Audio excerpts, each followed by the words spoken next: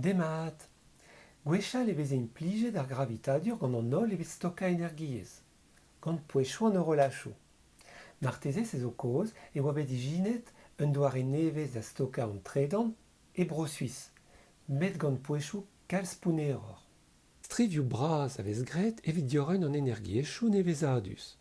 Dreistol, an tredan produet divar an eol pe an avel. Met ur guden zo, krog diskrog eo ar mammennoù energiez se. Neuze red eo kavout un doare da stokar an energiez pa vez produet, ha da tapout an ei pa vez ezon.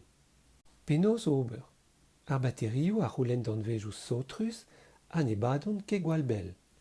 Stankelloù a vez implijet ivez avechoù evit stoka energiez.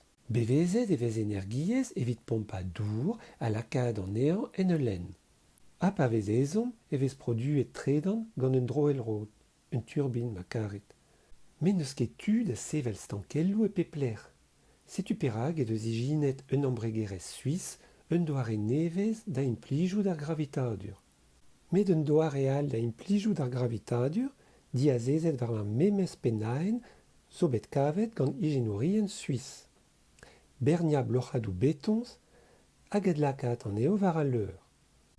Pa vez produet re a energiez e vez implijet ar renverat tredan da zibrada ha da vernia blochadou pounner an eilre war ar real.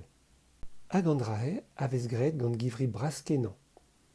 Ha pa vez ezon eus energiez e vez diskennet blochadou betons ha treusfurmet an energiez sinetek e tredan gant un droelrod, un turbine.